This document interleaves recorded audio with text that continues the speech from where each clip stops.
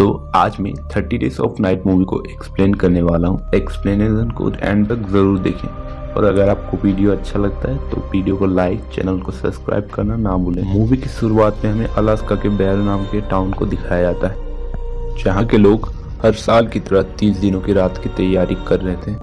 अभी ठंडों का ऐसा मौसम था जहाँ 1 महीने तक अभी सूरज नहीं निकलता था। ज्यादातर लोग इस 30 दिन के तूफानी अंधेरे में फंसना नहीं चाहते थे और यहाँ पर आज सूरज का आखिरी दिन था, इसीलिए वो सब टाउन छोड़कर जा रहे हैं।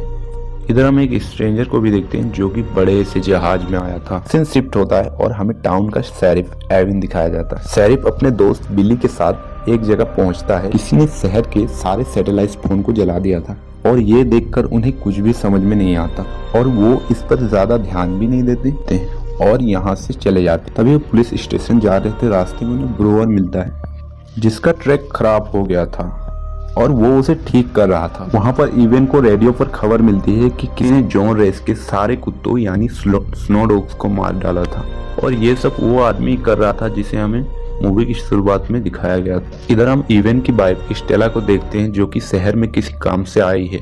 स्टेला और इवेन की झगड़े की वजह से इवेन ने स्टेला को बहुत पहले ही छोड़ दिया था। वो अलास्का फायर डिपार्टमेंट में काम करती है और काम की वजह से ही वो बैरो आई थी और इसके बारे में इवेन को कुछ भी नहीं पता था। स्टेला अपना काम पूरा करके यहाँ से फ्लाइट पकड़ने के लिए जाने लगती है। रास्ते में उसकी कार का एक्सीडेंट हो जाता है, इस वजह से उसकी गाड़ी खराब हो जाती है। इसके बाद स्टेला इवेन को कॉल करती है। वो तो खुद नहीं जाता लेकिन उसके दोस्त बिली को भेज देता है। इसके बाद इवेन जॉन रेस के घर जाता है इन्वेस्टिगेशन के लिए। वो उन मरे हुए कुत्तों की डेड बॉडीज को देखता है। उसे कुछ भी मालूम नहीं था कि ऐसा कर कौन सकता है। इवेन इन्हें कहता है कि उसे हम जल्द पकड़ लेंगे। ऐसा कहकर इवेन यहाँ से चला जाता है। दूसरी तरफ बिली स्टेला के पास पहुँच जाता है और उसे एयरपोर्ट ले जाता है। स्टेला एयरपोर्ट पहुँचने के बाद देखती है कि एयरपोर्ट बंद हो चुका है, जिसका मतलब स्टेला को भी अब 1 महीने के लिए इसी टाउन में रुकना होगा। इधर इवेन वापस स्टेशन जाता है। यहाँ हम देख पाते हैं उसकी ग्रैंड मदर और छोटे भाई जेक को। यहाँ उसे उसकी ग्रैंड मदर और एक रिपोर्ट देती है जो कि यूटी लीडर से आई। उसके बाद वो जल्दी से यूटी लीडर पहुँचता है। वहाँ पहुँचने के बाद उसे कार्टन और विल्सन मिलते हैं। उसे पता चलता है कि किसी ने विल्सन के हेलीकॉप्टर को तबाह कर दिया है। उसके बाद हमें एक गस नाम का आदमी दिखाया जाता है जो कि शहर के सारे बिजली कनेक्शन को संभालता था।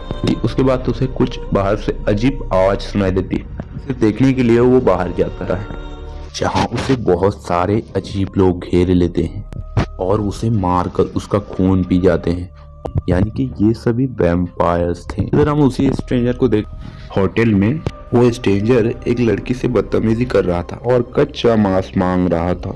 तभी इवेन वहां पर पहुंच जाता है और उसे चुपचाप बाहर चलने के लिए कहता है, लेकिन वो किसी की बात सुनने के लिए तैयार ही नहीं था। तभी पीछे से उसे स्टेला गन पॉइंट करती है, जिस वजह से आदमी स्टेला के ऊपर भी हमला करने की कोशिश करता है, लेकिन इवेन उसे पकड़ लेता है। स्टेला भी इवेन को अपने साथ ले जाने के लिए कहता है और उस आदमी को लॉकअप में बंद कर देता है। देखते 3 रिफाइली वर्कर्स को, लेकिन तभी उन तीनों में से वैम्पायर्स एक को पकड़ कर ले जाता है। उन्हें कुछ भी समझ में नहीं आता है कि यहाँ पे अभी अभी हुआ क्या। तभी अचानक खून से भरे उनकी साथी की बॉडी गिर जाती है। तभी वो लड़की वहां से भाग जाती है। जो आदमी अभी सोच रहा था कि यहाँ पे अभी हुआ क्या, वो आदमी वहीं पे था और हम उसके पीछे वैम्पायर्स को देखते हैं। सीन शिफ्ट होता है और हम इवेन को देखते हैं जो उस स्ट्रेंजर से पूछताछ कर रहा था, लेकिन वो किसी भी कीमत पे कुछ भी बताने को तैयार नहीं था। तभी अचानक उसकी ग्रैंड माँ का कंप्यूटर बंद हो जाता है। तभी वो गस को फोन लगाता है जो कि फोन नहीं उठाता है। तभी वो स्ट्रेंजर कहता है कि सब छुप जाओ, वो आ रहे हैं। तभी वहाँ के पूरे टाउन की लाइट चली जाती है। तभी इवेन वहाँ गस को देखने के लिए जाता है। तभी उसे गस का सर मिलता है। तभी वो जल्दी से जाकर टाउन में सबको घर में रहने के लिए कहता है। तभी सब अपने घरों में जाने लगते हैं। उसके बाद हम देखते हैं कि एक वैम्पायर जॉन के घर में घुसा और उसकी वाइफ को ले जाता है। वो वैम्पायर उसे नीचे घसीट कर ले जाता है। वही देखकर जॉन उसे बचाने के लिए जाता है और उसी हाथापाई में जॉन भी जख्मी हो जाते हैं। दूसरी तरफ इवेन स्टेशन में आता है और उस स्ट्रेंजर को धमकी देने लगता है। असल में ये आदमी शहर में पहली बार देखा था, तब से ही शहर में अजीब अजीब घटनाएं हो रही। इवेन इस स्ट्रेंजर से बहुत पूछताछ करता है, लेकिन ये स्ट्रेंजर कुछ भी नहीं बताता है और कहता है कि सब मरने वाले हैं। इवेन उन कातिलों को ढूंढने खुद ही निकल जाता है। स्टेला भी उसके साथ जाने के लिए कहती है, जिसके बाद वो दोनों निकल जाते हैं। रास्ते में इवेन को कुछ दिखाई देता है। उसके बाद वो गाड़ी से उतरते हैं। तभी स्टेला अपने दूरबीन से देखती है, उसे अजीब चीज दिखाई देती है। वो जल्दी से इवेन गाड़ी में बैठने के लिए कहती है, बहुत स्पीड से ड्राइविंग करती है और तभी एक वैम्पायर उनके गाड़ी के ऊपर आकर चिढ़ जाता है। तभी इवेन उसे गोली चलाता है, लेकिन गोली का असर उस पर नहीं होता है और किसी तरह स्टेला उसे गाड़ी से नीचे गिरा देती है और वो बच जाते हैं। तभी इन्हें रेडियो पर हेलन की चिल्लाने की आवाज आती है। तभी वो जल्दी से स्टेशन पहुंचते हैं। तभी वो देखते हैं कि स्टेशन चारों ओर खून से भरा हुआ है। ना तो यहाँ पर हेलन थी ना तो जैक, लेकिन वो स्ट्रेंजर अभी भी यहीं था। वो कहता है कि वो मुझे लेकर नहीं गई। हमें वैम्पायर्स का लीडर मार्लो दिखाई देता है, जो कि उनसे कहता है कि सब लोगों को जान से मार दो, क्योंकि हमें टीम बढ़ाना नहीं है।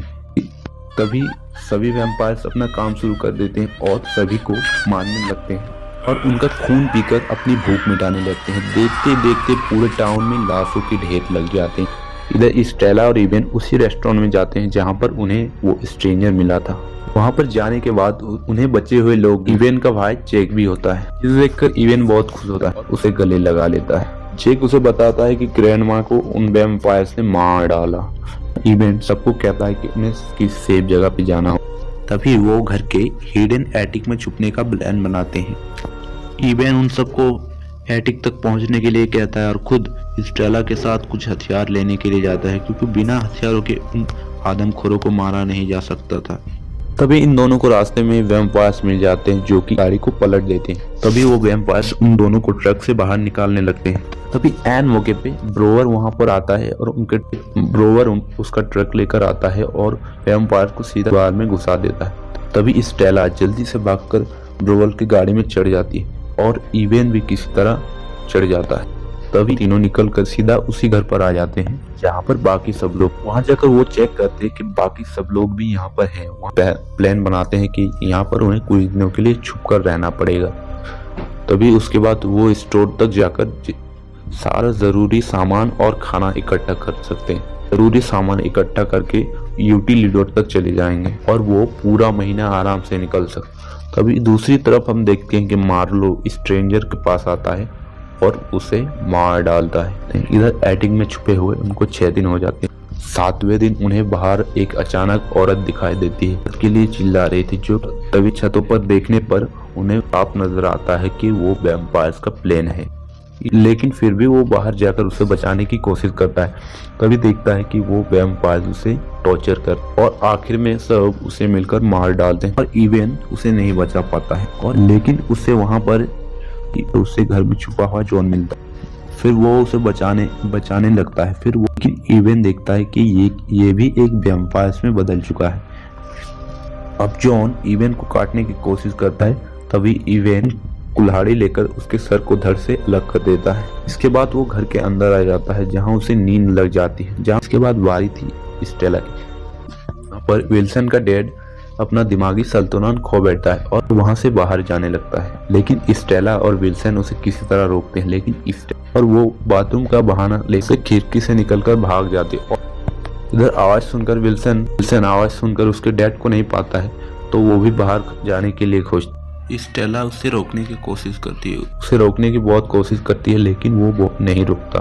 शोर शराबा सुनकर इवेन भी जाग चुका, वो स्टेला के पास आता है। तभी इतना शोर शराबा सुनकर एक वैम्पायर्स उसी घर में घुस जाता है और इवेन स्टेला को लेकर छुप जाता है। स्मेल से वो वैम्पायर उनकी तरफ पहुंच चुका था। तभी बाहर विल्सन चिल्ला देता है, जिसकी वजह से वो वैम्पायर उसी की तरफ चला जाता है। जिसके बाद वो वैम्पायर बाहर जाता है और विल्सन को मार देता है और मौका देख स्टेला और इवेन भी जल्दी से एटिक में छुप जाते हैं। अब 18 दिन बीत चुके थे और आज के दिन वहाँ पर तूफान आता है, जिसका फायदा उठाकर वो स्टोर तक जाते हैं।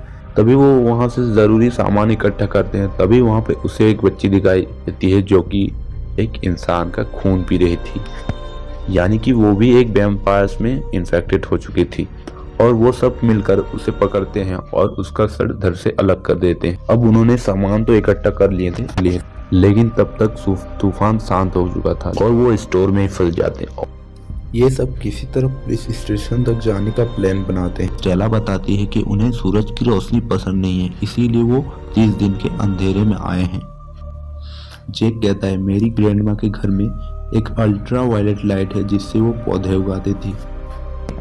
उसके बाद इवेन कहता है कि मैं वैम्पायर्स का ध्यान बटाऊंगा और तुम लोग मौके का फायदा उठाकर स्टेशन तक चले जाओगे। इवेन कहता है कि मैं ग्रैंडमा के घर जाकर उस लाइट का इस्तेमाल करूंगा और तुम सब स्टेशन तक चले जाओ। कहते इवेन वहां से शोर मचाता है और उन्हें बुलाने लगता है। जिस सब वैम्पायर्स भी उसके पीछे जाने तभी सब स्टेशन की तरफ बढ़ रहे थे और वैम्पायर उनमें से एक को मार देती है। लोग भागकर जल्दी से स्टेशन तक पहुंच जाते हैं। स्टेला देखती है कि वहां पर वो स्ट्रेंजर नहीं था। इवेन किसी तरह अपने ग्रैंडमा के घर पहुंच जाता है। जनरेटर स्टार्ट करने लगा, जिसके बाद वो लाइट लेकर तैयार हो जाता है। वो वैम्पायर्स भी वहां पहुंच जाते हैं, जिसके बाद तभी वैम्पायर्स का लीडर अपनी गर्लफ्रेंड आयरिस को भेजता है। जैसे ही वो अंदर आती है इवेन लाइट को चालू कर देता है, तभी वो बुरी तरह जल जाती है और तड़पने लगती है। इवेन सोचता है कि वैम्पायर्स जनरेटर को बंद कर दे, इसीलिए वो जल्दी से पीछे के रास्ते से भाग जाता है और सारे वैम्पायर्स उसका पीछा करने लगते हैं। लेकिन मार्लो अपनी लवर आयरिस के पास रुकता है। वो देखता है कि आयरिस तड़प रही है, इसीलिए वो उसे मार डालता है। दूसरी तरफ ब्रूअर कहता है कि अब ध्यान बटाने की बारी मेरी है। तभी उसके बाद वो एक जेसीबी लेकर वैम्पायर्स पर हमला करने लगता है। जब आखिर में उसके पास कोई रास्ता नहीं बचता, तभी वो एक घर में जेसीबी को घुसा देता है, जिसके बाद वैम्पायर्स भी उसके पास आने लगते हैं। ब्रूअर खुद को धमाके में मारने की कोशिश करता है, लेकिन बदकिस्मती से वो बच जाता है। तभी मार्लो कहता है इंसान का जब किसी चीज से पाला पड़ता है जिसे वो मार नहीं पाते हैं तो वो खुद सुसाइड कर लेते हैं। ये कहकर वो उसका सर कुचल देता है। ये दूसरी तरफ इवेन भी स्टेशन में पहुंच जाता है, जहां पर उसे पता चलता है कार्टर भी उनमें से एक बनने वाला है। इसके बाद वो उसे साइड में ले जाता है और उसे मार देता है। अब उनमें से 5 ही लोग बचे थे। 27वें दिन इवेन देखता है कि एक घर से कोई उन्हें लाइट से सिग्नल दे रहा है। तभी वो वहां पे जाते हैं और वो देखते हैं कि वो बिली है। तभी वो देखते हैं कि उसने उसकी फैमिली को मार डाला है। तभी इवेन उससे कहता है तुमने अपनी फैमिली को बचाने की बजाय मार डाला। वो अपने आप को भी मारने वाला था, लेकिन गन में बुलेट नहीं थी। तभी वो किसी तरह बिली को स्टेशन में ले जाते हैं। तभी वो देखते हैं कि स्टेशन में कोई भी नहीं है। तभी ये सोचते हैं कि शायद वो यूटी लीडर में चले गए, जिसके बाद वो भी छुप छुप के आगे बढ़ने लगे। तभी उसे बाहर एक छोटी लड़की दिखाई देती है, जिसके पीछे वैम्पायर था। तभी स्टेला जाती है और उसे बचा लेती है। तभी वैम्पायर स्टेला को देख लेता है और उसके पीछे आता है। तभी इवेन स्टेला को वहां से भेज देता है और खुद वैम्पायर का ध्यान हटाता है। यहाँ पर वो तीनों अलग हो जाते हैं। इवेन किसी तरह बचते हुए यूटी लीडर तक पहुंचता है। वहां पहुंचते ही उसे जैक और बाकी लोग मिलते हैं, लेकिन वहां पर स्टेला नहीं होती। बिली भी वहां पर पहुंच जाता है, लेकिन पीछा करते हुए एक वैम्पायर उसके पीछे आता है, जो बिली पर हमला कर देता है। और उसकी आवाज को सुनकर बाकी सब लोग भी उसकी मदद करने के लिए आते हैं, लेकिन वो सब पे भारी पड़ रहा था। अब वो इवेन को मारने वाला था, लेकिन बिली उसे मशीन में धक्का दे देता है, जिस वजह से उसका भी हाथ कट जाता है। अब इवेन नोटिस करता है कि बिली भी वैम्पायर में इन्फेक्टेड है, इसलिए वो उसका सर काट देता है। इसके बाद इवेन स्टेला से वॉकी टॉकी में कांटेक्ट करने की कोशिश करता, लेकिन उसे कोई जवाब नहीं मिलता।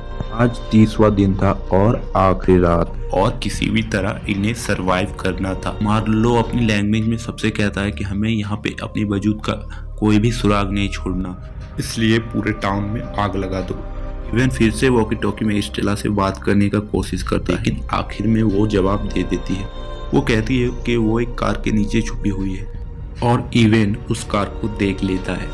लेकिन सारे वैम्पायर्स वहां पर आ जाते हैं और तेल की पाइपलाइन को तोड़ देते हैं। पूरे टाउन में तेल फैलने लगा और मार्लो वहां पर आग लगा देती, जिसके बाद देखते देखते पूरे टाउन में आग फैलने लगता है, पूरा टाउन जलने लगता है। तभी इवेन सोचता है कि स्टेला का बचने का कोई चांस नहीं, अगर वहीं पे वो छुपी रही तो जलकर मारी जाएगी, और बाहर निकली तो उसे वैम्पायर्स खा जाएंगे। बहुत बड़ा और अहम फैसला लेता है। वो बिली की बॉडी से एक इंजेक्शन में खून लेता है और अपने अंदर इंजेक्ट कर लेता है। देखते ही देखते वो भी वैम्पायर में बदलने लगता है। वैम्पायर बनने के बाद वो कहता है कि मुझे खून की स्मेल आ रही है। सुनते ही बाकी लोग उसे मारने के लिए कहते हैं, लेकिन जैक उसका भाई सबको रोक देता है, जिसके बाद इवेन बाहर जाकर मार्लो से लड़ने लगता है। तभी इवेन वहां से स्टेला को निकलने की बात को सुनकर स्टेला वहां से निकल जाती। इधर मार्लो इवेन को बहुत बुरी तरह से मार रहा था, लेकिन मार्लो जैसे ही इवेन को खत्म करने के लिए बढ़ता है वो उसका हाथ आर पार कर देता है, जिससे मार्लो की वहीं पर मौत हो जाती है। बाकी वैम्पायर्स भी मार्लो को मरा हुआ देख पैर पीछे कर लेते हैं। यहाँ से जाने के बाद सभी बाहर निकल आते हैं। स्टेला और इवेन एक साथ सूरज को निकलता हुआ देखते हैं और जैसे ही सूरज की रोशनी इवेन पर पड़ती है वो जल जाता है। स्टेला की बाहों में वो अपना दम तोड़ देता है।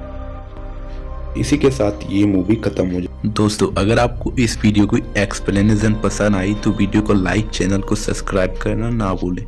So let's see next video.